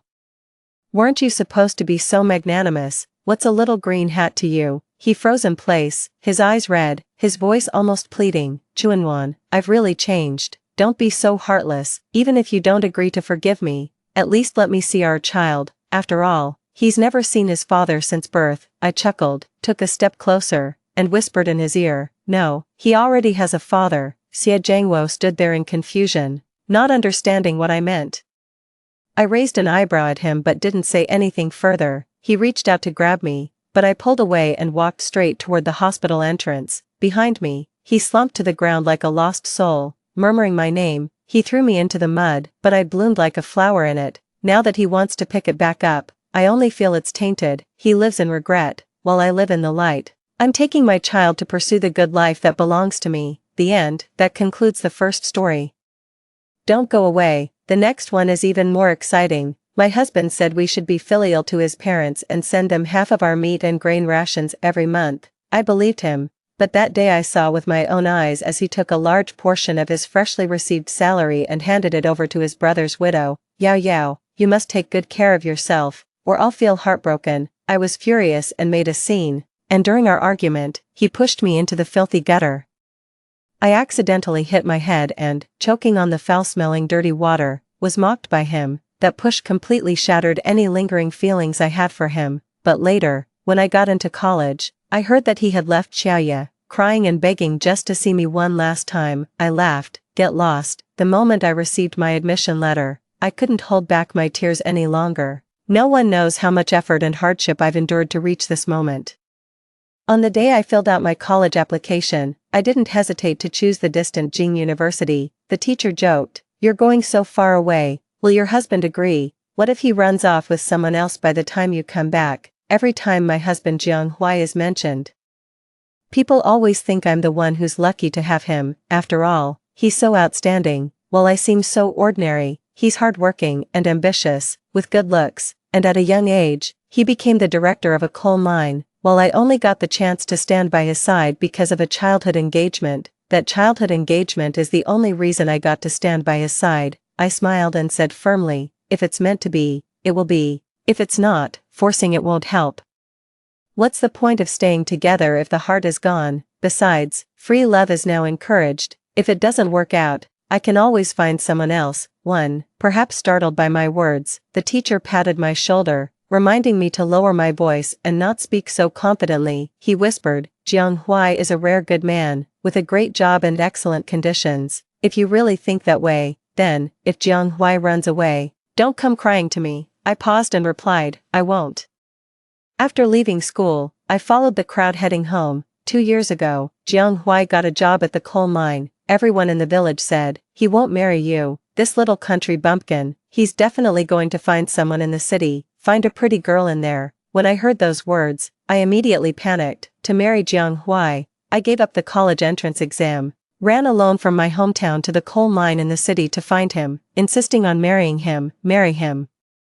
It had been 3 years since we last saw each other, and we felt a bit distant, but in the end, he heeded his parents' advice, submitted a marriage application to his unit, and married me. At first, everything seemed to be going as I wished, our relationship grew closer, and we became the loving couple in his unit. However, everything began to change when I saw Jiang Huai give half of his newly received salary to Xiaoye and her daughter. In the evening, Jiang Huai returned home as usual, placing the ration tickets for grain and meat, now reduced by half, in front of me, saying, "The factory also issued 2 ounces of sugar, remember to keep it safe." His voice remained as crisp as ever. Once, I would feel overjoyed at the sound of his voice, but now, as I look up at his handsome profile, my heart remains utterly unmoved. Perhaps, I truly am exhausted. I subconsciously touched the scar on my forehead, which I got half a year ago when I discovered he had secretly given our grain and meat coupons to his brother's widow, left behind when he pushed me into the gutter. I stopped looking at him and got up to cook in the kitchen. He finished his usual routine of washing up,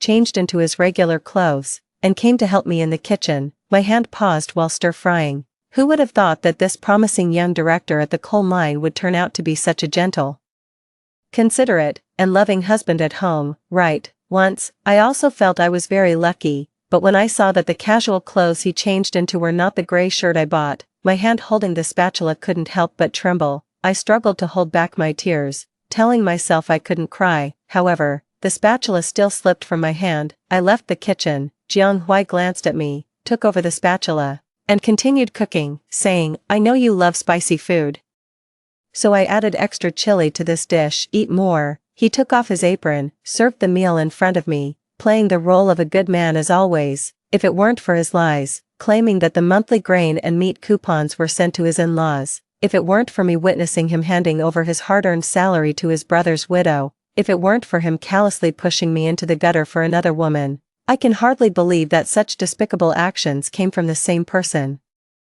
I took a deep breath, telling myself that since this man no longer has a place for me in his heart, it's time to let go bravely. Go ahead. Just then, there was a knock at the door. No guessing needed. Xiaoye had brought her child over again to mooch a meal at our place. I didn't move. Jiang Huai got up to open the door, welcoming them in. Xiaoye's gentle and sweet voice rang out, "Sister-in-law, I'm sorry to bother you again." She wore a vibrant red trench coat, her fair skin and oval-shaped face exuding an irresistible charm with every move. Her daughter seemed to have grown accustomed to the environment here. Upon seeing the meal prepared, she happily cheered and skillfully grabbed a bowl and scoop rice from the pot. She first served herself a bowl, then carefully served one for Xiaoye as well. The mother and daughter sat down at the table, chatting and laughing with Jiang Huai, as if they were the real family, while I became the extra person in this home, the superfluous one. However, an unexpected incident occurred when the 3 of them began to eat. Xia Xiaobao suddenly vomited, shouting while doing so, "It's so spicy, it's killing me." Xiaoye also furrowed her brows, though she said nothing. Her expression showed she was enduring the chili's sting. Meanwhile, I continued eating as if nothing had happened, ignoring their distress. Jiang Huai quickly served a bowl of soup to each of the mother and daughter. Unexpectedly, after drinking the hot soup, they felt even spicier. In the end, Xiaoye left our house, holding Xia Xiaobao who was crying with tears streaming down her face. Before leaving, she said to Jiang Huai in a trembling voice, "Sister-in-law probably doesn't welcome me. I won't come again." Jiang Huai saw them to the door and returned to the house, his brow furrowed. I pretended not to see him and continued eating my meal. "Were you doing that on purpose?" Jiang Huai's tone carried a hint of doubt. Without looking up, I replied, "The food you cooked." He seemed choked up and after a moment slowly said, "I only cooked one dish." Jiang Huai sighed and started repeating his worn-out excuse again. Before Songqing passed away, he held my hand and asked me to take good care of them. It's not easy for Xiaoye, a single mother, to raise a child, so I naturally need to show more concern. You're good at cooking, and little Bao loves the food you make. Songqing was Jiang Huai's close friend and subordinate, who tragically lost his life in a coal mine collapse. Xiaoye, Songqing's wife, was originally a city belle, unable to carry heavy loads or do manual labor. With Songqing gone, their lives as a mother and daughter fell into hardship. Jiang Huai recalled the first time he met Xiaoye. She was dressed in coarse cloth, her face covered in dust, eating charred food, still holding the feverish child. At that moment, he felt shocked and guilty, feeling he had let down Songqing's trust, so he told me that taking care of Xiaoya was his responsibility, and he had to take it on. His eyes were filled with compassion for Xiaoya, perhaps without even realizing it. Every time Xiaoya was mentioned, his gaze would soften. There is always a sense of compassion. But for me, these no longer matter. I gave him a sidelong glance and asked coldly, so you pity her struggles and deceive me, so you give her half of your salary, so you pushed me into the gutter and tried to make me serve them every day. My words were utterly resolute, my tone cold, because I have completely lost hope in him. Jiang Hui paused, trying to explain, you started making a scene in public, and I just wanted you to calm down, so I accidentally pushed you into the gutter. Do you even care about Xiaoya's reputation? They're a widow and her child, how can they survive without a good name? I didn't ask you to serve them every day, just to let them eat at home. Don't make it sound so harsh. The pent-up emotions of the past 6 months nearly overwhelmed me like a tidal wave upon hearing him say those words. Jiang Hui, is she taking half your salary every month? Is she living off you? Am I not stating the facts? Isn't that right? Am I wrong?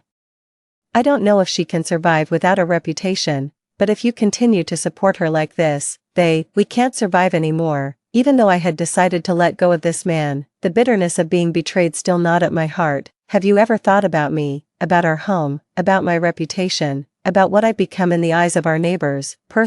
Tears streamed down like pearls off a broken string, impossible to stop. He certainly knew, but compared to Xiaoya, all of this paled into insignificance. Seeing me cry, Jiang Hui panicked and started to explain, Xiaoya isn't very good at cooking. I just thought your cooking is delicious, and if they come over to eat, it's just a matter of adding 2 more sets of chopsticks and bowls. It's just a matter of adding 2 more sets of chopsticks and bowls. Seeing me cry so hard, Jiang Hui shook his head, as if conceding, since you don't like it, I won't invite them over for dinner anymore. Back in my room, I carefully hid the admission letter. This apartment has 2 bedrooms and a living room, allocated by Jiang Hui's unit. We each took one of the rooms. I flipped open the calendar, found the date for the university registration next month, and circled it with a red pen. I looked eagerly at the circled date. Soon, I will be able to leave here. The next day, after Jiang Hui went to work, I started packing my bags, preparing to go back to the village in a couple of days to tell my parents that I got into university. Good news, and the decision to divorce Jiang Hui. While packing, I came across the bedsheet and pillowcases I had secretly embroidered a few years ago. I had originally planned to use them on our wedding night, but Jiang Hui and I never got around to having a proper wedding. We just filed the paperwork, applied for and received a marriage certificate. We still haven't shared a room even now.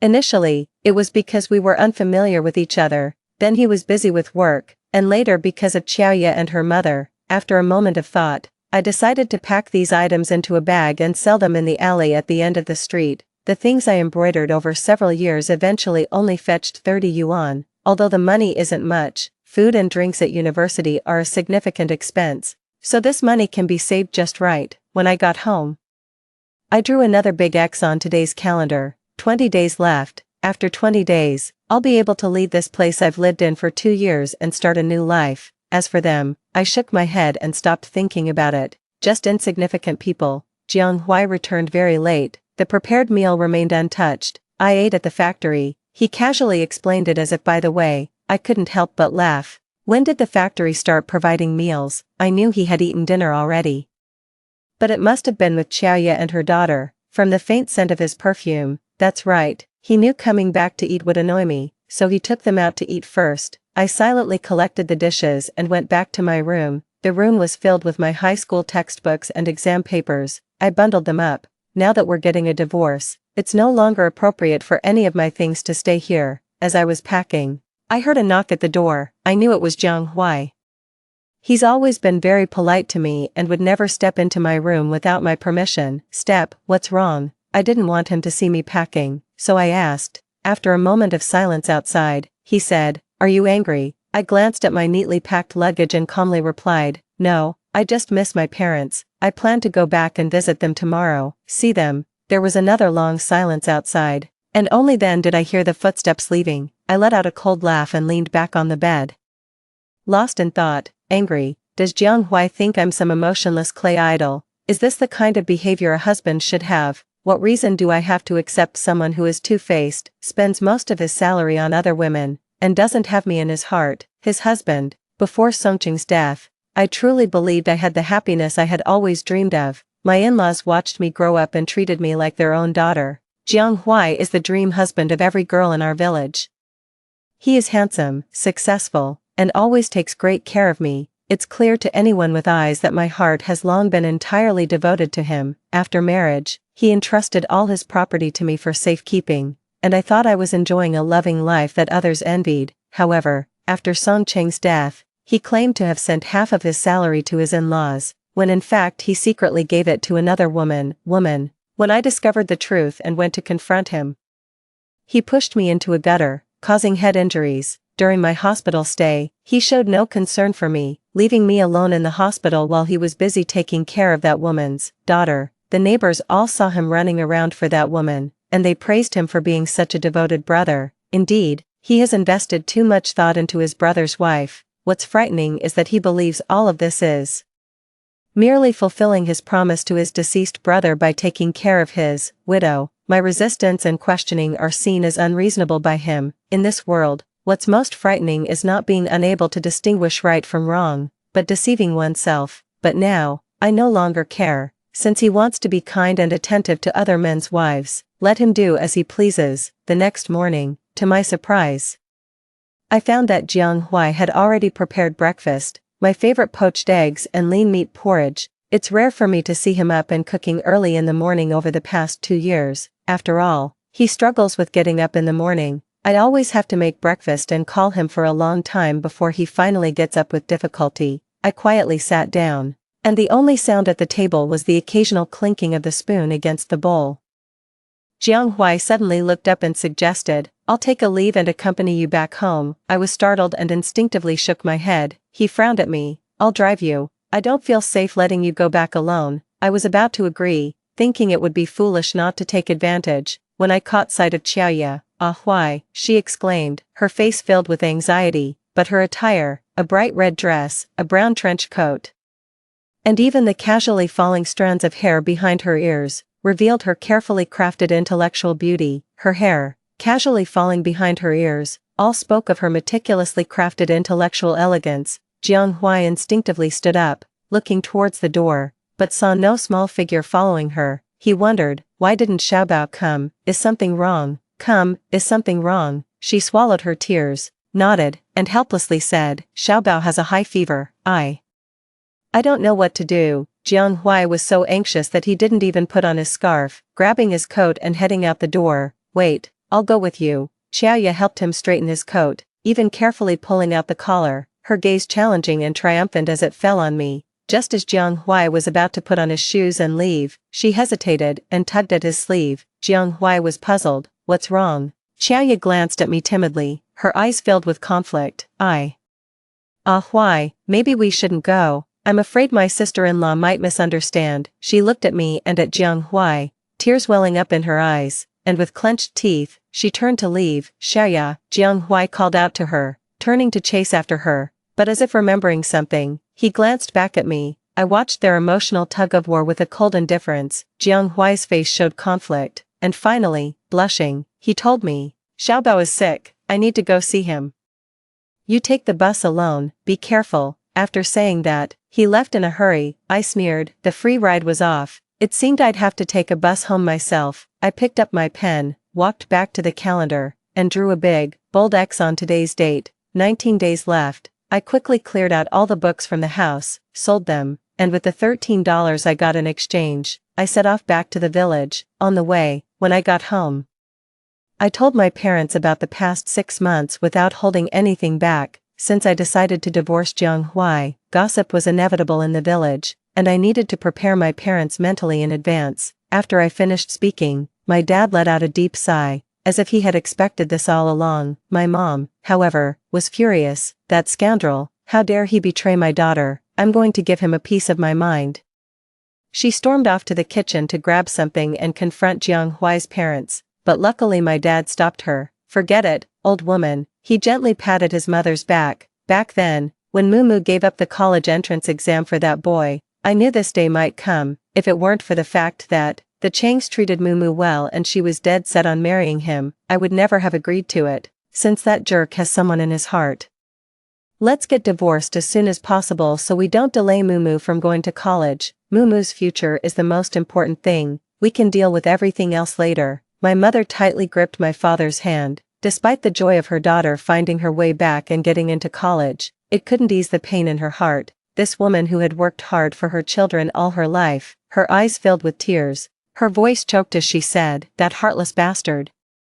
I really misjudged him, and it ruined my daughter's life. Seeing my troubled expression, she quickly wiped away her tears and gently patted my head, comforting me. "It's okay, nowadays everyone values free love, don't they? You'll definitely find someone better in college." My parents suppressed their sorrow and comforted me for a long time before they went to discuss the matter with my 3 brothers. My brothers are hot-tempered, and if not dissuaded, they might rush into the city tonight to teach Jianghua a lesson. I returned to my room, utterly exhausted. Lying in bed, I closed my eyes, but tears uncontrollably streamed down my face. I didn't want to cry. After all, everything has become history, and I've made up my mind to let go of that man. But those were all the thrills of my teenage years. That was Jianghua, whom I truly and passionately liked. After learning that the man I liked had been betrothed to me since childhood, I fantasized about our future every day, each scenario envisioning a lifelong union. When my mom came to see me, my eyes were already swollen from crying. She held me to sleep just like she used to when I was a child. She whispered, "My dear, you're still young, and you have a long life ahead of you. A failed marriage doesn't mean a failed life. Mom doesn't have much education, and she's never left the land she stands on, but she hopes you can go out and see the wider world, to meet more and better people. Mom and Dad, along with your brothers, all hope you can be happy." The next morning when you woke up, your brothers were all gone. Only after I returned to the city did I realize what they had done for me. I spent half a month with them at home, urging them to keep it a secret from my in-laws. Before I left, they saw me off all the way to the village entrance, repeatedly reminding me to take care of myself and to let them know if I ever felt wronged. It wasn't until I got to the town to buy a ticket that I discovered they had secretly slipped me 200 yuan. At that moment, my tears welled up again. Upon returning, I immediately marked 15 heavy X's on my calendar. There are 4 days left, only 4 days remain. I was pulling my suitcase, about to head back to my room, when I heard the sound of a door opening. Jianghua had just gotten off work and returned home. But to my surprise, Qiaoye and Qiao Xiaobao were following behind him.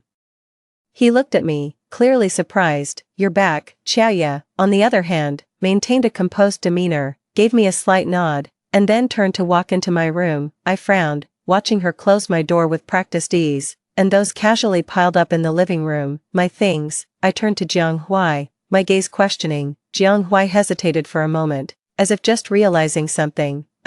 Your brothers don't know what came over them. They went to Xiaoye's house, beat me up, and smashed things, which caused her house to leak during the rain the other day, so they're staying here for a couple of days. Since you're not here and there isn't much stuff, I let Xiaoye stay in your room first." Is this the reason he moved my things out without my consent and let someone else stay? He saw that I remained silent, paused for a moment, and then added, "Oh, by the way, you can move your things to my room.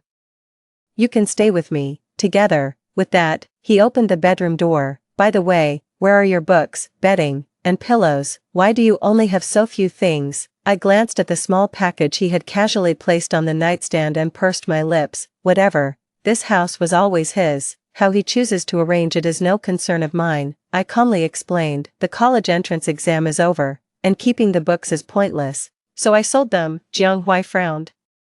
"Are you confident you'll pass this time?" He seemed to finally remember something and asked me excitedly, "Mumu, did you get into university?" I nodded. He naturally knew about my decision to retake the college entrance exam. He occasionally tutored me, but every time he barely got through a few problems, Qiaoye would call him away. Upon hearing my confirmation, he hugged me excitedly. "Which university did you apply to? Is it local?" "It's close to home, so if anything happens, I can take care of you." I pressed my lips together and didn't answer. Seeing my silence, he was about to press further. I whispered softly, "I'm tired." Jianghua didn't think much of it, just nodded gently and said, "Then get some rest." He walked a bit further, then turned back and said, "I'll go cook." I'll call you in a bit. After he closed the door, I examined his room. 2 years ago, I longed to live with him, but he always found various excuses to refuse. Now, due to Xiaoye and her daughter, I've moved in, which is quite the irony. Outside the door, their voices drifted in, his deep and low, hers soft and gentle, and the child's innocent and sweet. I sat silently in the chair, thinking, since I plan to divorce him, is it really appropriate to continue living together? I spent the whole day in the car and wanted to rest early, but Xia Xiaobao seemed to have too much energy, dancing in the living room in a white dress and stretching on a mat. She would occasionally run into Jiang Huai's room and use his bed as a trampoline. I had to find an excuse to go fetch water, taking a basin with me as I left. As soon as I stepped outside, I took a deep breath of fresh air. Mumu, why are you back? Didn't you say you were going back to your hometown to visit your parents? When my neighbor sister Wu saw me come out, she also followed me to the well with a basin in hand. I stayed for a few days and just got back today.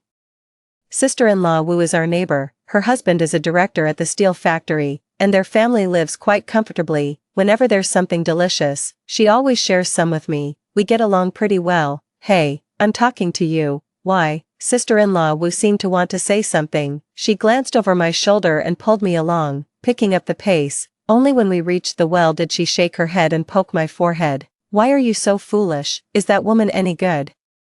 Is she any good? Her husband is dead, yet she flaunts herself everywhere. How could you bring her into our home? Jiang Huai from your family, such a great man, is a catch everyone wants a piece of, yet you bring him home, aren't you? How foolish. Sister-in-law Wu kept rambling on, and only then did I realize that Jiang Huai had brought them back, claiming it was my idea. He said I felt sorry for Xiaoye and her mother, who had suffered misfortune.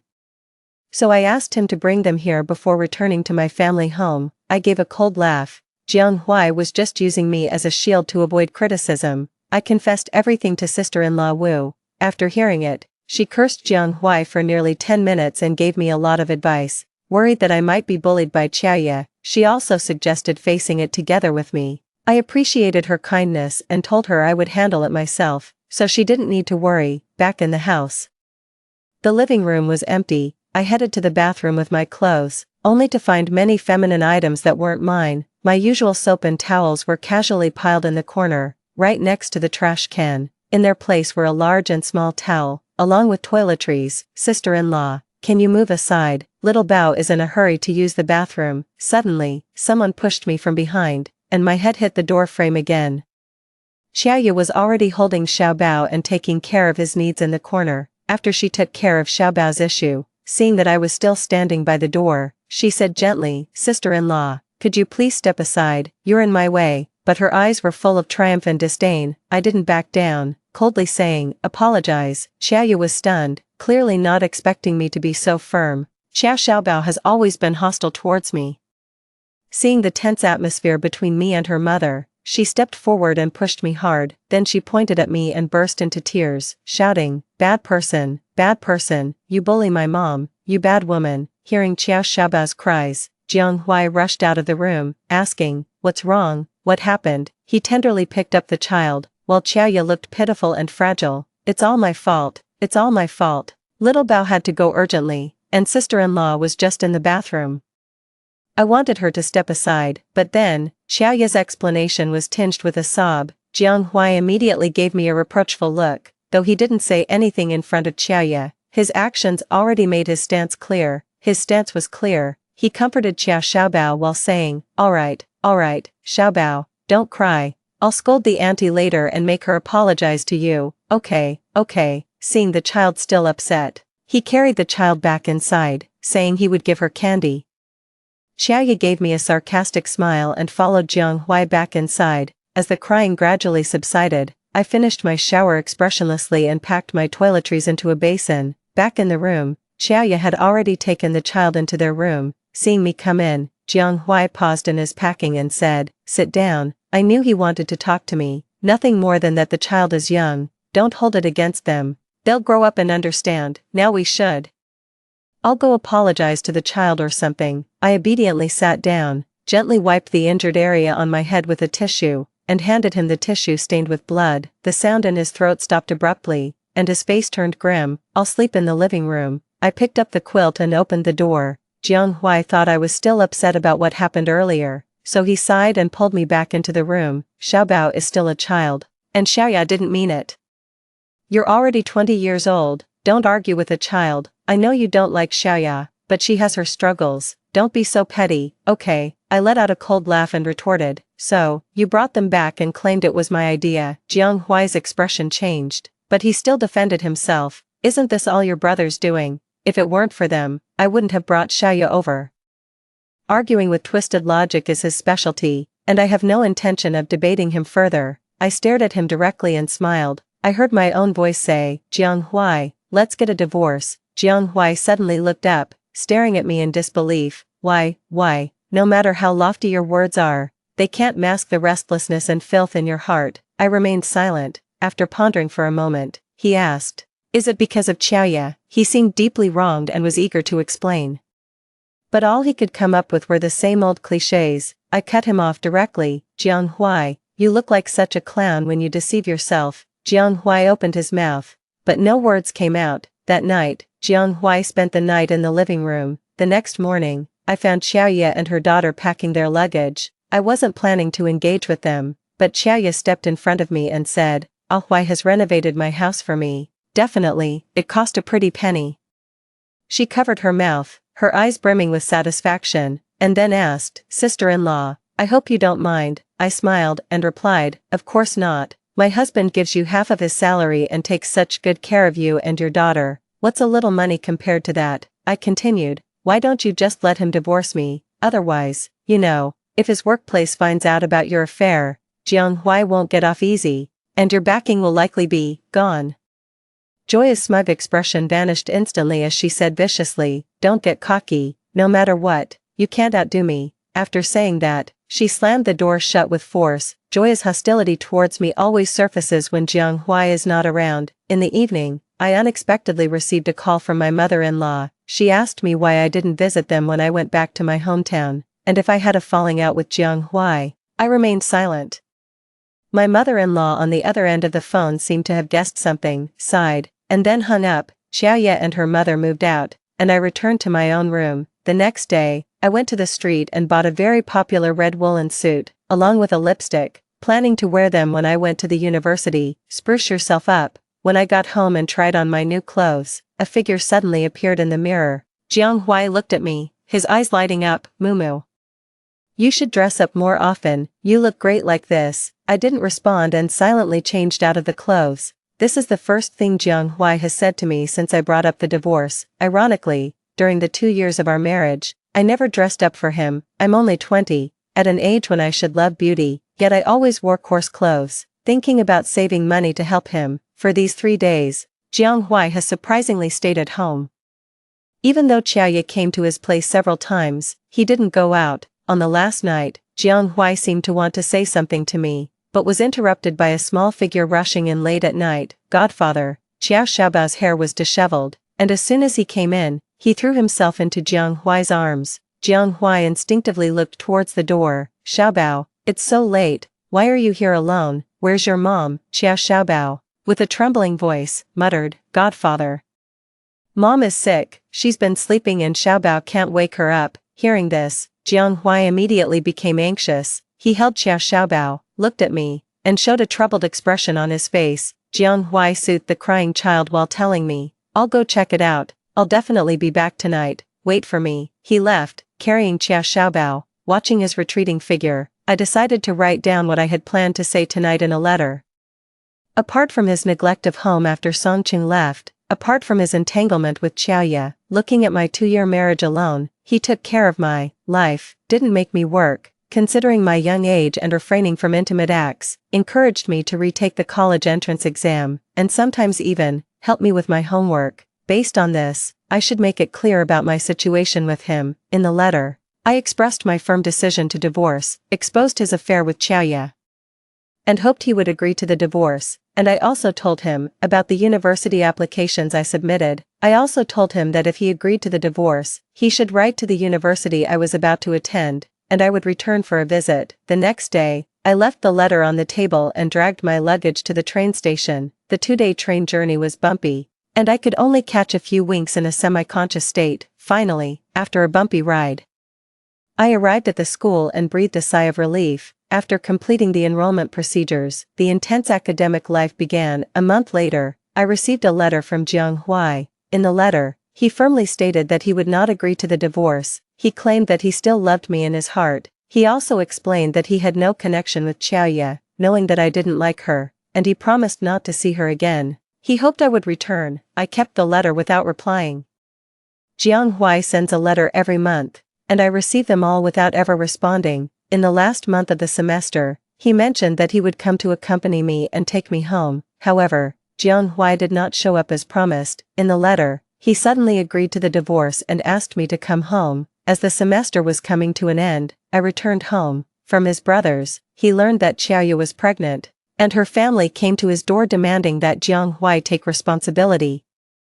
Rumors spread, and for the sake of his own future and reputation, Jiang Huai had no choice but to agree to divorce me. The next time I saw Jiang Huai was at the Civil Affairs Bureau. The first thing he said to me was, "I'm sorry." Then he told me that those rumors were deliberately spread by Xiaoya, because she wanted Jiang Huai to marry her, so Xiaoya resorted to extreme measures. Willing to sacrifice her own reputation and Jiang Huai's future, she achieved her goal.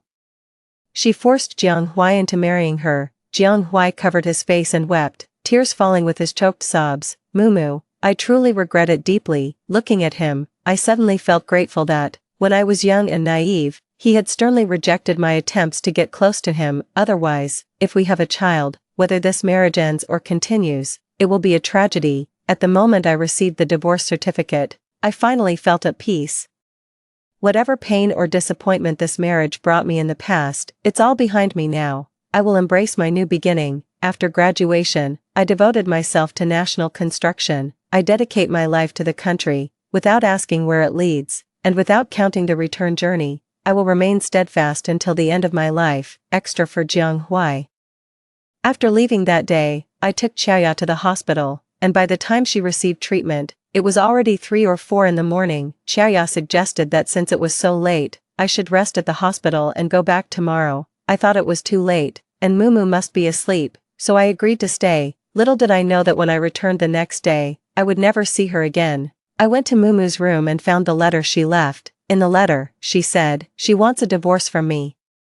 She accused me of always using the pretext of taking care of my brother's widow to get close to Xiaoya. She said that if Songqing knew how I was taking care of his wife, he'd probably come back from the underworld in anger. As I read her letter, I reflected deeply. I realized my mistake, and while waiting for Mumu to grow up, my thoughts wavered. Each time I helped Xiaoya, my heart wandered. Xiaoya's understanding and Xiaobao's cheerful charm made me overlook the fact that I already had a wife, leading me to do something I'm ashamed of, a shameful act. Watching where she studied, she went so far away just to avoid me. I immediately wrote to her. She never replied. That night, I got drunk, and Xiaoya sneaked into the house. In my drunken state, I mistook her for Mumu and committed an irreversible mistake. A month later, Xiaoya got pregnant, and she started making a fuss, with her family also coming to cause trouble. Suddenly, rumors about me and Xiaoya spread among the neighbors and around the factory. In the end, I had to divorce Mumu and marry Xiaoya. After marrying Xiaoya, she seemed like a completely different person, always on edge. Several promotion opportunities slipped away because of her outbursts. Watching my friends get promoted one by one while I stayed in place, she called me useless.